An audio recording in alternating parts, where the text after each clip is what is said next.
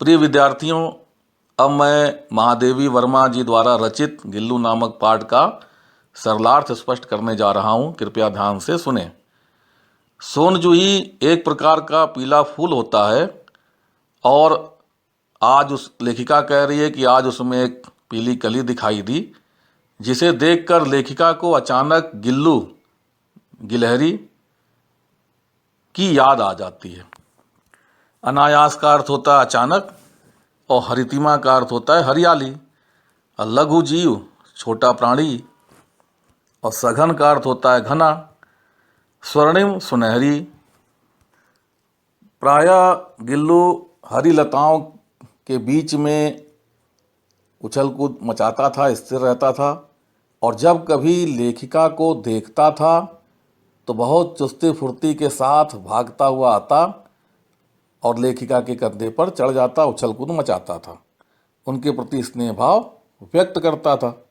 और अचानक हुई इस गतिविधियों से कई बार तो लेखिका चौंक जाती थी।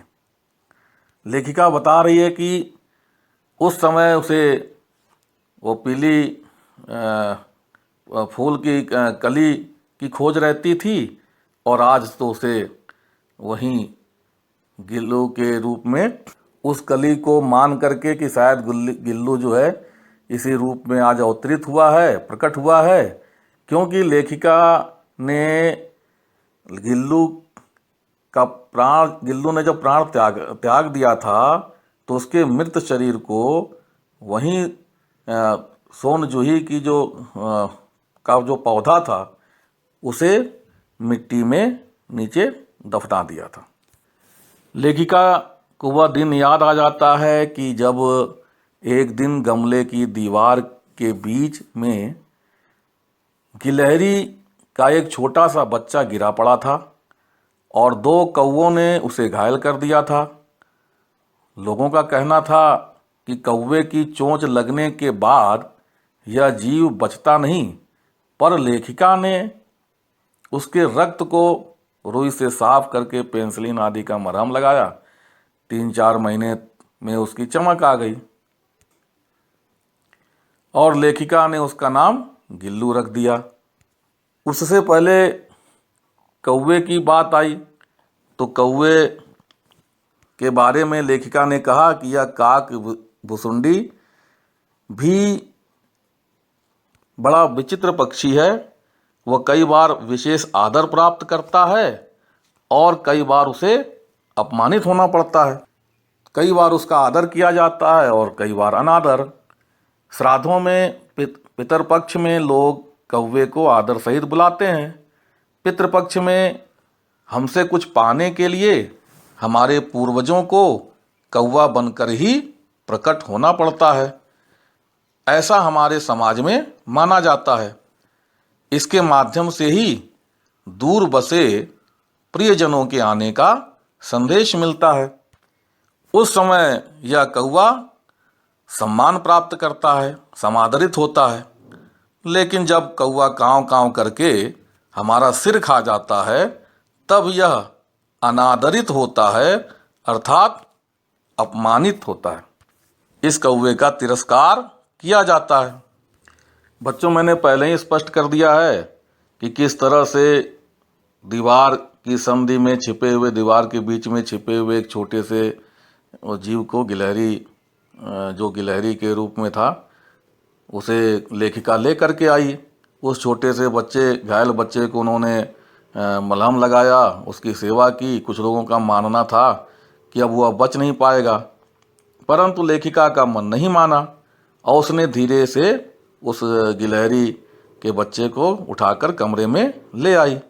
फिर उसने रुई से खून को साफ किया। घावों को साफ करने के बाद पेंसिलिन का मरहम लगाया और रुई की पतली बत्ती को दूध में भिगोकर और जितना हो सकता था नन्हे से मुंह में उसने उस दूध के बूंदों को डालने का प्रयास किया, लेकिन कई बार लेखिका को सफलता नहीं मिली।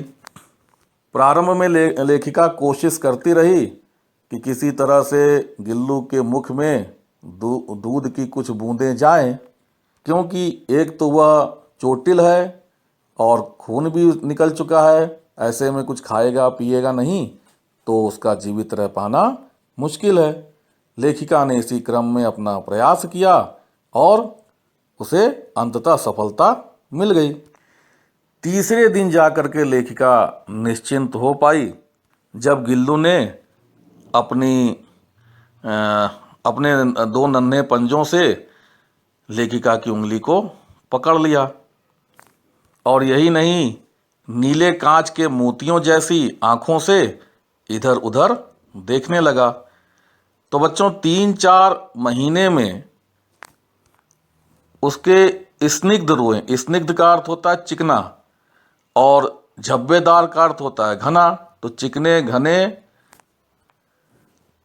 पूंछ और उसकी चंचल चमकीली आंखें सबको आश्चर्यचकित करने लगीं। अर्थात अब वह छोटा सा जीव जिसका नाम उन्होंने गिल्लू रखा था, वह आकर्षक दिखाई देने लगा।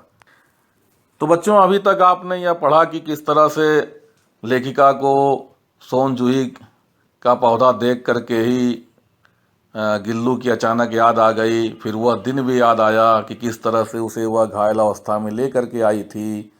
कुछ लोगों का वक्तव्य था कि उसे बचा पाना मुश्किल है जिस तरह से वह घायल है, क्योंकि 2 कौवों ने अपनी चोंच से उसे बुरी तरह जख्मी कर दिया था।